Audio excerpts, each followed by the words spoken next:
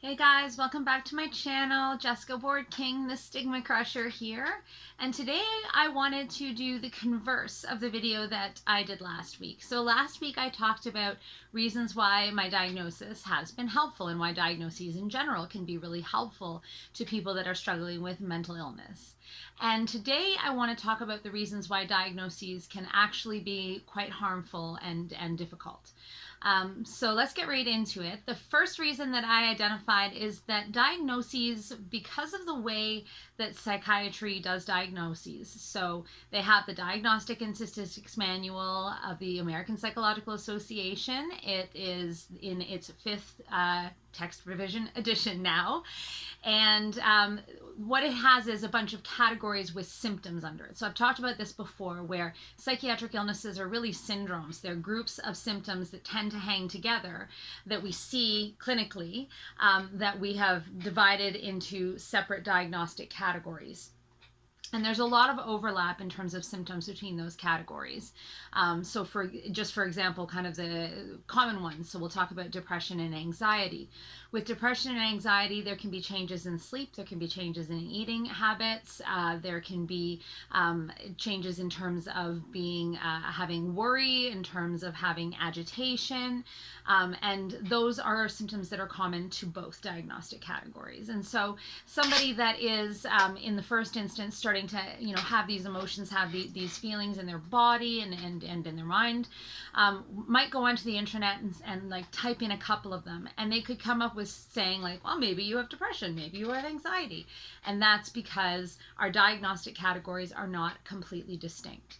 Now, they do studies on this, they do statistics on this to see what the validity is like of separate diagnostic categories. And so we do know that there are what seem to be separate illnesses or separate diagnostic categories that do demark like anxiety, that there are other symptoms that aren't part of major depressive disorder, that are part of anxiety, that would mark that disorder, and vice versa for depression, and so on for all of the other diagnoses. But the problem is that they're essentially buckets that you might not fit particularly neatly into. And this is where we find that I think something like 40% of people that have a diagnosed mental illness have more than one. And that's because the symptoms that they're feeling don't fit neatly into one or just one of the buckets, and they end up getting placed into several buckets. And so you might have somebody with depression who's also suffering from complex PTSD and who also suffers with generalized anxiety disorder. And some of those symptoms will be common amongst all three disorders, and some will be distinct, leading them to have more than one diagnosis, and it can get pretty messy pretty quickly.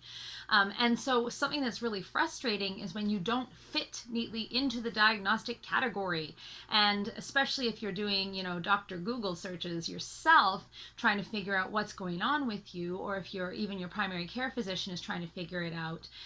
It can be, you can go down different rabbit holes, different red herrings in terms of, well, I have all the symptoms of this except this one symptom over here, and it doesn't fit, and it doesn't make sense, and I can't make sense of it. And other people, and like we talked about last week, one of the glorious things about having diagnosis is that you can find your tribe, you can find a community of people who have similar experiences to you. And when you don't fit neatly into a category, it can get very frustrating in terms of like finding out like what is going on here in actual fact. So that is one of the bad things of diagnoses. If you didn't have these diagnostic buckets to put people into, and you were just going based on symptoms, then we wouldn't have that frustration. The second thing is that diagnoses can lead to a lot of presuppositions and limits.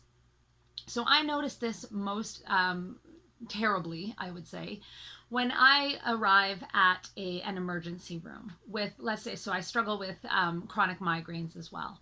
And on occasion, I'll get a migraine that's so bad and lasts so long and doesn't respond to any of my medications that it turns into status migrainous. And I end up at the emergency room in excruciating pain, sensitive to light, vomiting, the whole 9 yards. And the first thing they see on my file is bipolar disorder. And they go, oh, well. And oh, well, just kind of defines the whole thing. So the very first thing that they see is that I have a psychiatric diagnosis, and all of a sudden there's a lot of presuppositions. Perhaps I'm drug seeking. Perhaps I also have addictions issues, because we do know that addictions issues go hand in hand with a lot of mental illnesses, and particularly with bipolar. Perhaps I'm just malingering. I'm looking for, a place to stay, because people with mental illnesses are often, have homelessness. And so, all of these presuppositions come in, and I immediately start being treated with and for my bipolar when I'm not there for that. I'm there for a migraine, or I'm there for something else, for stomach pain or something else.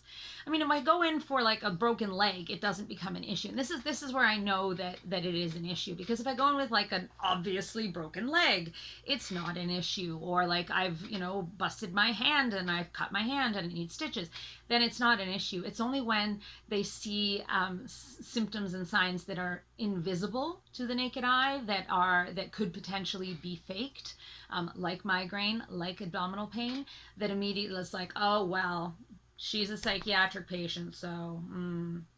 But these judgments and these presuppositions don't only come from the medical profession, and so even at work, like I have to be, well, me, I'm a little bit out and proud here. It's hard to be in when you are making YouTube videos about your illness. But even at work, I have to be a little bit careful of where and who I disclose my illness to, because once I disclose that I have bipolar disorder and explain the disorder a little bit, people are like, oh, I know someone who's bipolar. Note the language, who's bipolar, not who has bipolar. No, I know someone who is bipolar, and yeah, their life's a mess, and I can't count on them. And they can't be counted on, and you're probably going to go to hospital anytime now and go off on some manic spree, and you won't be able to get the work done, so we just won't give you the good files. We won't give you the juicy files. We won't give you anything that's time limited or really, really important, because we just don't know if you are reliable. So those kinds of assumptions go along with a psychiatric diagnosis that wouldn't happen if there was no diagnosis. The third thing is that diagnoses can actually limit treatment options. So particularly in the case of non-specialists, but I'm going to go in there, I'm going to do it, I'm going to say it. In the case of specialists as well, so psychiatrists as well, once they have an idea of what your diagnosis is, then they're like, okay, diagnosis is, let's say, bipolar. Treatments for bipolar are mood stabilizers, sometimes antidepressants, and that's pretty much what we're going to do. So it's like lithium or Epival plus an antidepressant, and we'll just change those until we figure something out, rather than going a little bit outside the diagnostic box and saying, okay, well, what can we prescribe for these symptoms? What can we do that's maybe new in the literature? What can we do, like, maybe assume that the diagnosis is potentially not correct, which I'll get to in a moment. What are other treatments that might help this individual? So if they looked at the individual as a patient with symptoms and signs that they needed to treat, they wouldn't have those limitations to their treatment options. Now, I've been really fortunate. I have a psychiatrist that is very much willing to think outside the box, and so I ended up trying medications that are usually reserved for people with Parkinson's disease, because we know that Parkinson's disease works on the drugs for Parkinson's disease work on the dopamine system. Dopamine is the reward system pathway in the brain, or it mediates that pathway. And so, because a lot of my symptoms could be related to lower dopamine, we tried that. It didn't work in the end, but at least we tried. I tried ketamine as well, because it's not usually used for bipolar depression, but it's used for depression, and let's give it a shot. So I've been really, really lucky with my current psychiatrist, but I've had psychiatrists in the past that are like, nope, the standard treatment for bipolar disorder is an anticonvulsant or a mood stabilizer and an antidepressant, period, and that is all we will try. And not even antipsychotics came into it, nothing. So, and this can happen with depression, this can happen with anxiety, this can happen with all of the disorders, is that doctors can get kind of like blinders on in terms of like, well, if this is the diagnosis, then this is the treatment. And if that treatment isn't working, it's not my fault. I don't know whose fault it is, patient's fault, somebody's fault, but not mine, blinders. And that can be really, really difficult. Imagine it's like you have a mass, a tumor, and once they've diagnosed it as cancer, the only thing they can do is like radiation and chemotherapy. But what if it's not cancer? What if there's another treatment? What if there's another experimental treatment you could try? What if they could do surgery? What if they could do, but the doctors are like, nope, chemo and radiation, period. And then you don't end up with the most effective treatment. So that's the idea here. And if we didn't have these diagnostic boxes or buckets to put ourselves into, then we might not end up with those limitations. The next thing, the fourth thing, is that diagnoses can be wrong, and not only wrong, but they can evolve over time. And so I know that with my disorder in particular, bipolar 2, quite often it first manifests as depression. Well, you may get the hypomanic episodes at first, but you don't recognize them as something wrong because quite often they feel great, you get a lot done. Like there's nothing that objectively that you would go to the doctor and be like, wow, doc, I'm hardly sleeping, but I feel great and I'm getting so much work done and like I feel like I'm on top of it. You don't go to the doctor for that. So usually the first time you present to the doctors with a depressive episode, and you may be diagnosed with depression for years before anybody clicks that, hang on, there's something more going on here. There are these hypomanic episodes in between, and this is not depression, this is bipolar. And that happened to me. I was diagnosed with depression and treated with only antidepressants, which would throw me into hypomanic states, and I was like on the roller coaster, the rabbit, or not a rabbit wheel, I guess it's a hamster wheel, isn't it? Round and round and round until we figured out it was bipolar, and then we did start with other medications that would help to keep the mood more stable. And that happens not only with bipolar, as I mentioned. People with, for example, schizoaffective disorder, quite often they will present with a mood disorder before the symptoms of psychosis set in, sometimes the other way around. But in any case, those diagnoses can change over time. They can also be wrong. So you can be diagnosed with major depressive disorder, and then, blood tests are done and it turns out, oh, your thyroid's low or your vitamin D is low.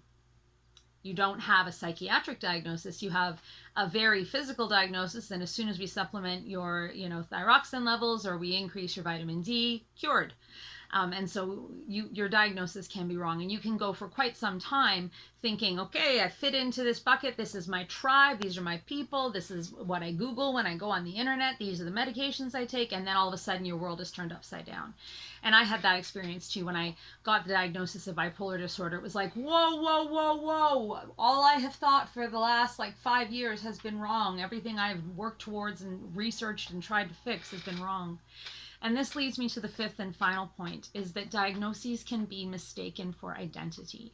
And so I mentioned in the previous video last week that, finding your diagnosis can help you find your tribe and help you find the people that have these similar experiences to you, a community. It can help reduce stigma, and it can do all those things. But we have to be careful when a diagnosis starts getting mistaken for identity. And that's why I'm extremely careful when I say things like, I don't say things like, I am bipolar, but rather, I have bipolar disorder, because my bipolar disorder does not define who I am as a person. Sure, it plays a large role, and it plays a large role in my life, but it does not define who I am. It's not my identity. I am not bipolar. I have bipolar disorder. I struggle with bipolar disorder. I live with bipolar disorder, but I am not bipolar. And I think it's really dangerous when we start to mistake our diagnosis for our identity, because when inevitably the diagnosis does change because circumstances change, things change, your whole sense of identity can be thrown into crisis, and that can be a dangerous place to be, particularly when you're struggling with your mental health. But also it negates all the other parts of your personality, of your life, of your identity. And so if all I am is bipolar, then how am I a good mom? How am I a good wife? How am I a good worker? How am I, a good writer? How am I a StigmaCrusher? How am I all of those other things if all I am is my bipolar disorder? And so it can start to take over your life, take over your sense of self. It can really even reduce self-esteem and sense of self-worth, because all you are is this diagnosis. And for the preceding 4 reasons of why a diagnosis can be dangerous, having that as your identity can be a really dangerous thing. So you may say to yourself, Jessica, you're saying, 2 different things in your 2 different videos. You want us to find our tribe and find people that are like us, but you don't want it to take this on as our identity. No, that's right. That's exactly what I'm saying. So find people that have similarities to you in terms of mental health, but you're also going to want to pursue your hobbies. You're also going to want to find colleagues and coworkers that you get along with. You're also going to want to date, or have a romantic relationship, or several, whatever your preference is. You're also going to want to perhaps pursue parenthood, or perhaps be a fur baby mama, or whatever the case is. You have to be a full person.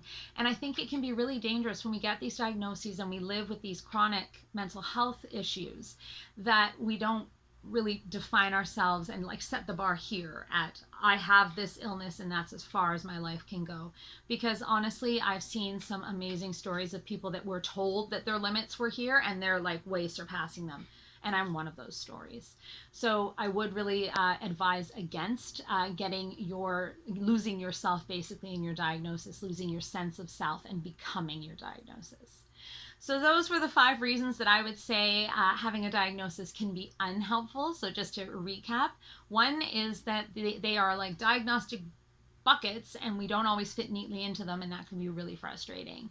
The second is that diagnoses can lead to a lot of presuppositions and limits, both on the part of other people, medical professionals, and also I didn't mention on our own parts, right? Like I'm just saying now, we can make presuppositions and place limits on ourselves as well based on our diagnosis. Diagnosis can also lead to a limitation of treatment options, particularly if your primary care physician or your psychiatrist kind of gets like blinders on. Diagnoses can be wrong, and that can really shake up your life when they get changed again. And finally, when we mistake our diagnosis for our identity, we can get lost in the diagnosis. So I hope that you found this video and the preceding one helpful. And if you have any ideas of things you'd like me to cover, please do comment down below. I love to hear your ideas and I will always respond to you. And with that, have a great week, everyone. Take care. Bye. Stigma Crusher.